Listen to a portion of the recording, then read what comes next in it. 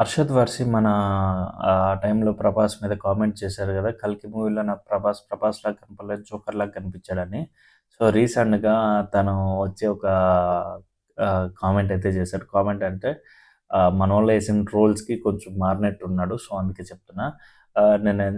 నేనైతే చెప్పింది మాత్రం 'కల్కి' మూవీ గురించే కానీ, మన 'ప్రభాస్' గురించయితే కాదు. 'ప్రభాస్' ఈస్ చాలా మంచి యాక్టర్ అసల.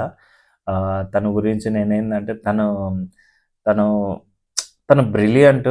తన యాక్టింగ్ గురించి, తన ఒక లుక్స్ గురించి నేను ఏ రోజు మాట్లాడలేదు. ఓన్లీ 'కల్కి' మూవీలో తనకున్న క్యారెక్టర్ వైస్ అయితే నేను మాట్లాడినాను. అండ్ ఇలా అన్నందుకైతే నన్ను క్షమించండి అని ఒక పాయింట్ ఆఫ్‌లో అయితే 'అర్షద్ వార్సి' అయితే చెప్పాడు. అండ్ లిటరల్లీ సినిమాలాగా చూడకుండా అంటే ఒక యాక్టర్ అయి ఉండి ఇంకో యాక్టర్‌ని ఇలా ట్రోల్ చేయడం అనేది కరెక్ట్ కాదని నా ఒపీనియన్. ఆ టైంలో చాలా అంటే చాలా ఎవడ పట్టిన కామెంటే. అండ్ 'నాని' యేసుకున్నారు. ప్రతి ఒక్కరు ఈ యొక్క ఇండస్ట్రీ నుంచి కాకుండా అండ్ ఫస్ట్ టైమ్ 'అర్షద్ వార్సికి' ఇంత పాపులర్ అవుతాడని తను కూడా అనుకున్నాడు.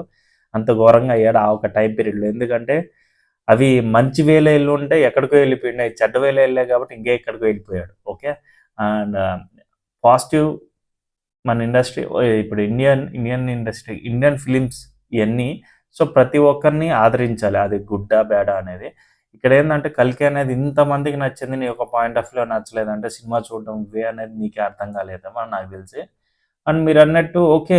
ఎందుకంటే 'అమితాబ్ బచ్చన్' క్యారెక్టర్ అంత చూపిచ్చారు గాబట్టి మీకు 'ప్రభాస్' క్యారెక్టర్ ఏమి అంత అనిపియలేదు. కానీ 'ప్రభాస్' లాస్ట్‌కి తనొక రోల్ వెయిటేజ్ ఏందంటే చూపిచ్చారు గదా! సో, ఆ తర్వాత కూడా నువ్వు అలా కామెంట్ చేయడం అనేది కరెక్ట్ కాదని నా ఒపీనియన్.